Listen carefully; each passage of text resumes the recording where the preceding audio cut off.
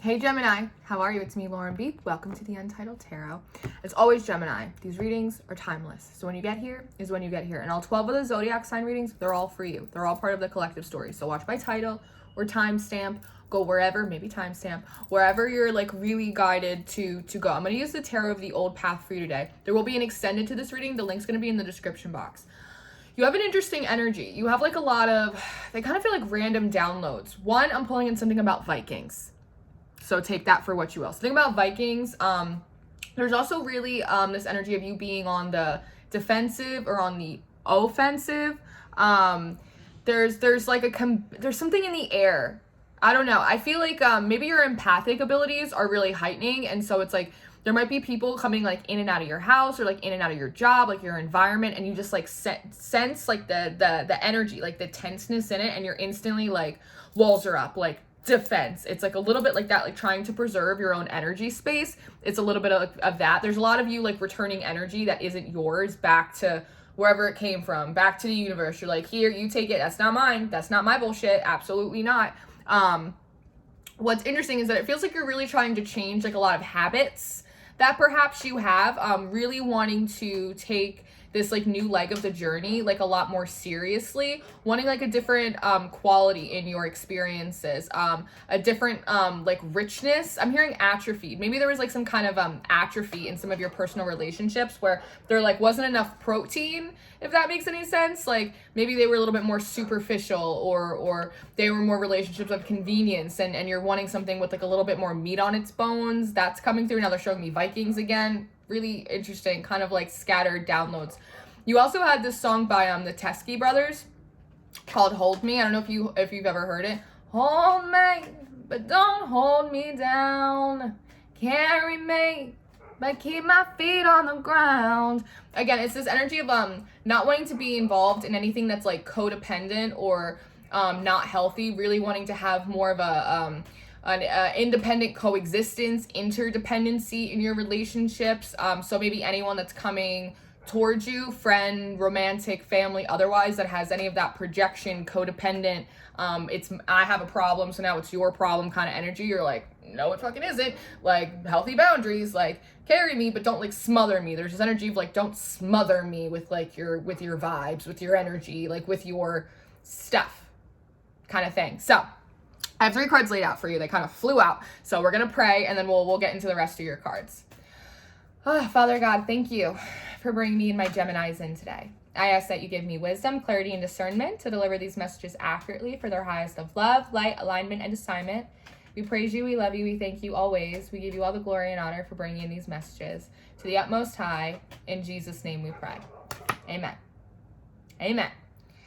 So, yes, I see, said the blind man. So, in your first house, Gemini, you have the 7 of rods. Then you have the 8 of rods in reverse in your second house, and then the Wheel of Fortune in your third. So the 7 of wands upright, it's really talking about like standing your ground. So I'm going to stand here, I'm going to plant my flag right here in this land, and this is where I shall be. In reverse, it's your first house of self. So I think, again, you're really like releasing a lot of stuff that isn't yours. You could actually be doing like a physical purge as well, of like clothes and stuff from exes or old friends or old family members. But it's just releasing things that aren't yours. Physical things, energetic things, releasing attachments, releasing codependencies, releasing relationships. Just there's a lot of like spring cleaning kind of energy. Just like take it. Wanting to get back down to like the bones. It's almost like wanting to get back down to just the bare bones, so that way you can start building meat, building muscle, spiritual muscle, relational muscle, experiential muscle. I might be making up words right now, but that's fine. Now, in your second house of value, you have the 8 of wands in reverse. This is interesting because the 8 of wands is typically a card of communication. So I actually think you're really valuing like silence right now. Being in your own energy space, getting like reacquainted with your own energetic like thumbprint, blueprint, signature. You might have cut some people off and you're not hearing from them, and that's like really nice. It's almost just like it's quiet. Like there's something about that that's really soothing. Perhaps you were like feeling a little overstimulated yeah, maybe you were feeling like a little overstimulated by like people hitting you up or a lot going on. And so releasing a lot of that stuff, maybe even just energetically by having a lot of things in your environment that were like chocked full of a lot of energy, maybe other people's energy. Something about that, just kind of like back down to basics, like it's quiet. I'm gonna meditate. It's just me and my own thoughts. It's just me and my own bullshit. No one else. Like there's something about that. And something does feel very connected to the phone as well. Not like maybe you were putting your phone on do not disturb, or you blocked a lot of people, or you did a social media purge, not getting alerts. Maybe you turned your notifications off, right? There's something about like the quiet. And because in this card, the wands actually are represented by broomsticks. Again, there is something about cleaning, spring cleaning, emotionally, spiritually, physically, just cleaning all around. Now, cleaning out the cupboards, maybe you cleaned out your cupboards.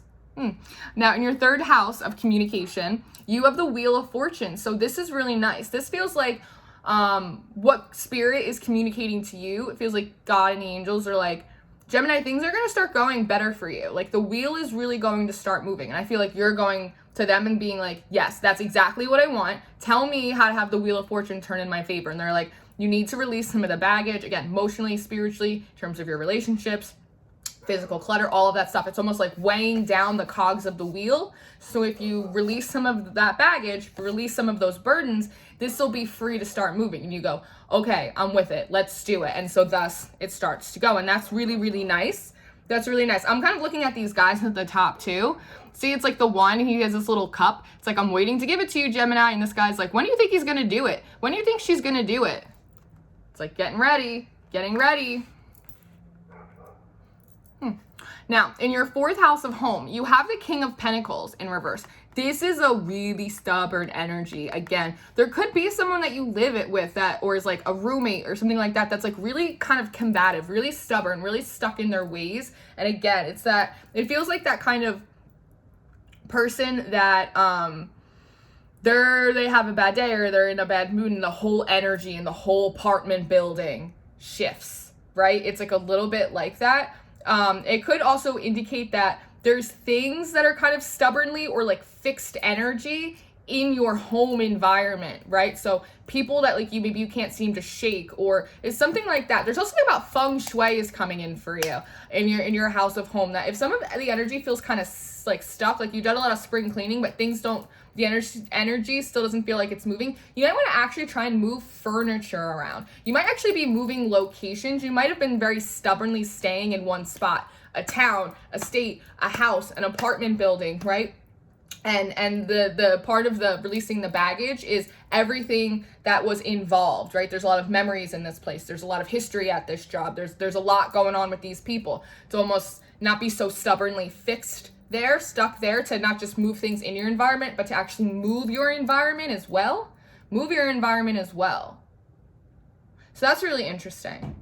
Now, you have the Knight of Cups in your fifth house of pleasures, which is really interesting because, you know, it's underneath this lack of communication. It's almost that energy of saving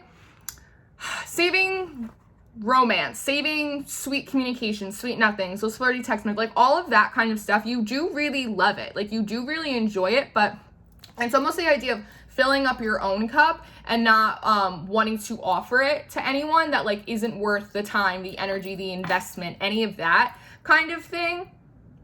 Again, something with more substance, something with more meat on its bones, something like that. You could have for a long time felt overstimulated because maybe you were like talking to a lot of different people, like very casual, nothing serious, but like your energy kind of scattered everywhere. This feels like, because he does have this cup, right? It's full of flowers, milk and honey, but it's chained to him, right? So it's this idea of like, I'm only going to release it if it's like really worth it. And there's something about it that you find a lot of joy and pleasure in, because maybe you were like easily distracted or like easily tempted by people and things in the past. And now there's a level of wanting a higher quality, not just from others, but also from yourself. Now in your sixth house, you have the Guide. This is the Temperance card. So this is actually really nice to see because the sixth house has to do with your health, right? So especially underneath this Wheel of Fortune, this is saying moderation in your day-to-day, right? Work-life balance, personal life, social life balance, human, spiritual balance. This is also in terms of the kind of foods you're eating, right? Health.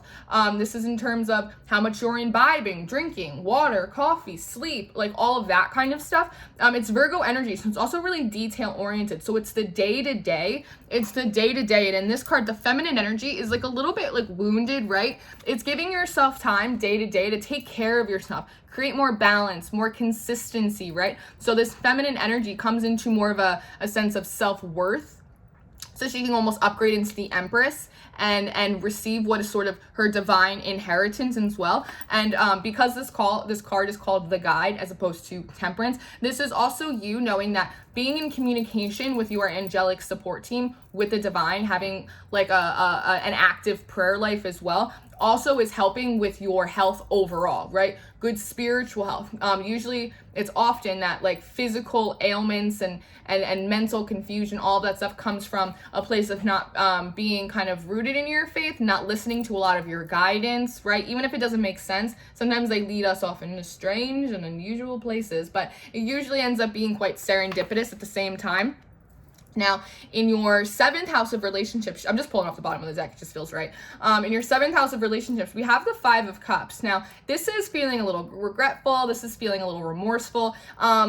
Underneath this King of Pentacles, it's almost that energy of, with the 7 of Rods, I shouldn't have held my ground. Like, I shouldn't have like stayed in that situation so stubbornly with some of those people for so long. I feel a little bit like I wasted some time. I definitely wasted some energy. And there's something about, it's interesting because you're throwing these 3 cups off of the table. The 3 oftentimes is like community social groups. It's also like celebration and drinking and partying, and it can definitely be all of that energy too. So there is this, like I said, this element of self-discipline that maybe you're kind of drawing back some of your time and your energy from some of the social groups that maybe, again, are very kind of casual or very on the surface. You guys hang out, you drink together, you party together, but you can't exactly talk about, you know, the esoterics of life and your existential crisis, right? And there's something about this little kid in the back, like coming up behind you, almost like getting ready to trick you, right? It's something that was behind you that perhaps you were focusing, again, on the surface level of things, that you didn't realize that there were things sneaking up behind you that were going to poke at you, other people's energies, like just not being aware of your general surroundings and how they were affecting you. But what is nice to see is the 1 cup that you're keeping on the table is the singular Ace of Cups, right? That's the same cup you have right here in the Knight. You keeping it for yourself, making sure it's full, making sure that you're loving yourself, valuing yourself, investing in your spiritual life, into your future, things that make you feel good, right? Before you offer it to someone else. And if and when you do, making sure that it's someone that is truly a reflection of who you are and what you value inside of you. There is a lot of interference because there's just a little fly that came out of nowhere, and flies are spies. So now what's also really beautiful is you have the 6 of Pentacles in the 8th house. That's Scorpio, that's death and rebirth. So the 6 of Pentacles is an equal give and take. It's reciprocation. It's energetic balance. Again, underneath this Knight of Cups and the 8 of Wands in reverse, it's exactly what I was saying. You're not into like any of these baby bullshit games. I had someone use that word to me once. Baby bullshit games, right? If it's almost like I'd rather not talk to anyone if it's not going to be quality conversation. I'd rather be alone if it's not going to be quality love. I'd rather just do my own thing if my friends just want to get drunk and they're not doing anything with their lives, because we oftentimes absorb our environment. So it feels like you want to come into union, whether it's romantically, socially, professionally, with people that, again, are on the same trajectory as you, have the same values as you, are trying to improve themselves, create balance in their everyday life, 6th house, right? Are trying to be spiritually minded, ambitious, motivated, right? Real, again, richness, have a real richness to their lives, right? It's not just this keeping up with the Joneses sort of mentality. It's much deeper, it's richer, it's more nutrient based than that, if that makes any sense. So again, I'm keeping this until this is kind of presented and on the table for me. But because it's in the house of death and rebirth, it means that there is like a resurrection. There is a resurgence of this energy coming up for you because of the balance, the structure, the maintaining the purity of your energy as well. And by loving and valuing yourself more. This self-care is really helping you because you're letting the universe know, right? That vibrational alignment, you're coming into alignment with God's purposes for you. He doesn't purpose for you to be around people that drain your energy or don't love you the way that you love them and are stubborn when you're trying to evolve and be more flexible and adaptable and all of those kinds of things. And because you've established this in yourself first, right? The inner work as within, so outwardly, and here it comes to manifest for you. Now, in your 9th house of spirituality and higher learning, you have the lone man. This is beautiful. The Hangman is all about perspective. So I think this is you realizing, one, no matter how much you learn, no matter how old you get, how many experiences that you have, there's always room to learn. There's always room to grow. We are always the student and the teacher simultaneously. And every time we think we have something figured out, the divine likes to come in and tell us that we have nothing figured out. You know nothing, Jon Snow. And the Hangman's all about perspectives. Even if things are going in a different direction than you thought, trying to find the silver lining in it as well. And there's something about the fact that there are these pentacles kind of falling out of his satchel. I think part of this new perspective change is focusing more on your interior life. Again, the quality of your relationships, of your experiences, as well as focusing more, like I said, on your interior life and spirituality, on your faith as a whole, over things like status, power, money. All that stuff only goes so far, right? But spiritual inheritance, being spiritually wealthy is an entirely different thing. And then the rest always follows, right? It always follows. There's a moth in this card as well, which really indicates, again, a real heightening, that kind of cocoon butterfly moment, but of your psychic abilities. I said your empathic abilities might be really expanding right now, which is why you're so heavily guarding your energy against other people and their energy and their projections. That also might be why you're doing a lot of this spring cleaning. That could be a lot of the overstimulation energy that I was picking up on as well. And again, people oftentimes, they don't realize that they're doing it, right? They think they're just hanging out, putting on a brave face, but you can feel their anxiety. You can feel their anger. And all of a sudden you're like, I don't feel good. I feel nauseous and I don't feel right. So this is a lot of getting back to your kind of pure energetic signature. So that way, when you go out into other places, when you deal with other people, especially in the future, moving into a lot of these new soul contracts, again, socially, familially, and romantically, and professionally, you'll be able to know on site what is your energy and what's not your energy. And so you'll be able to kind of lean with it, rock with it a little bit better.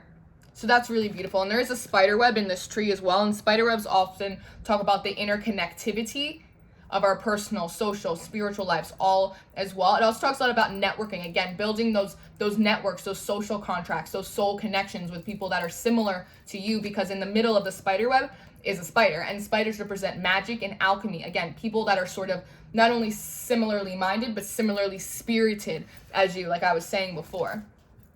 So let's pull your last couple houses. See what's in your house of ambition. Faith. Beautiful. Okay, so this comes out a few different ways. One, the Fool obviously represents faith. In this deck, this card often comes through with more of a foolish energy than a faithful. And underneath this regretful 5 of Cups energy, it's almost that sense of, I wish I hadn't spent so much time like dicking around and I invested more in my future.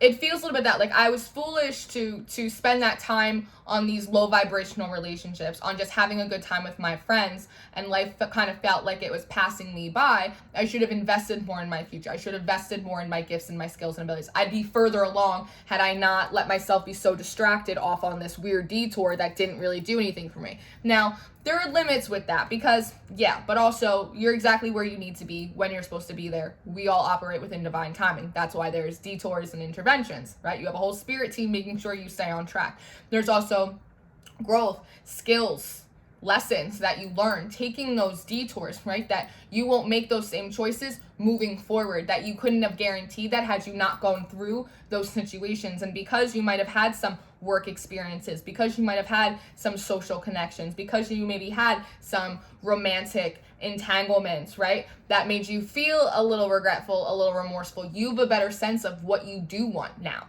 right? In terms of quality, in terms of substance, in terms of energy exchange, 6 of Pentacles, all of that. So you really learned more than you lost. And so again, part of this hangman in the house of higher learning and spirituality is all about perspectives.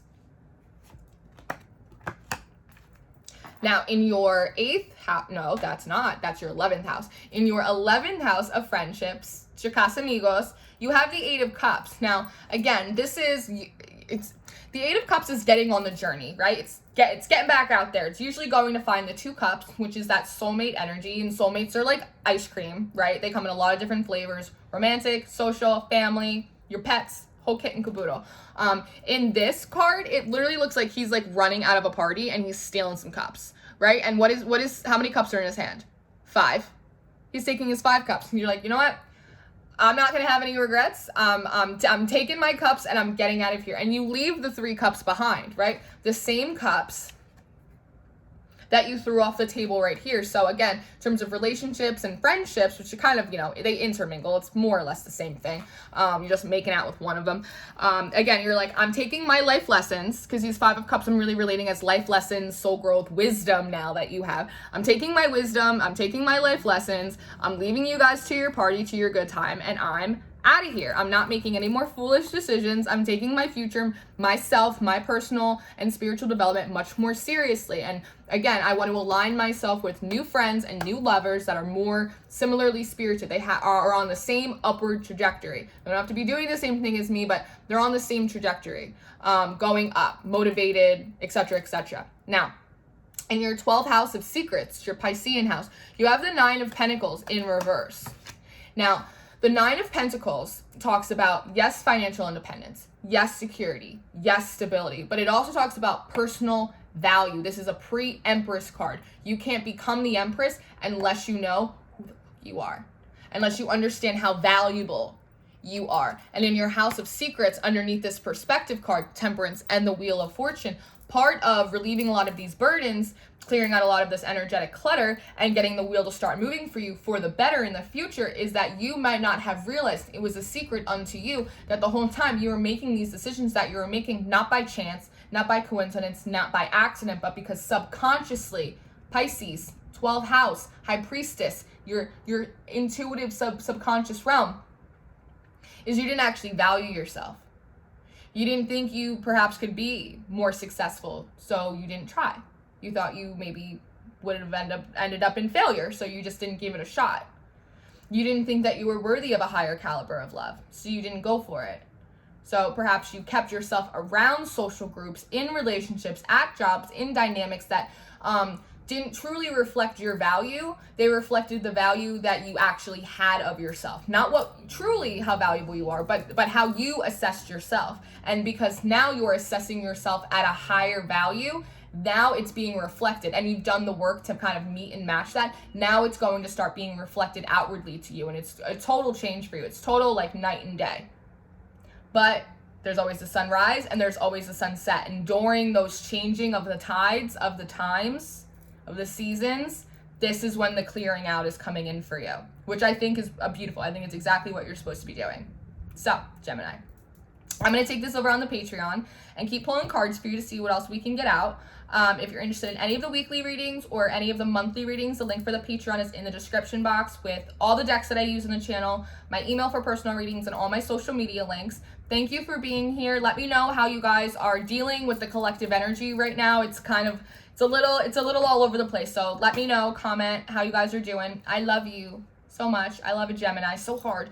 And as always, stay prayed up, stay blessed, stay sweet, and I will see you very soon.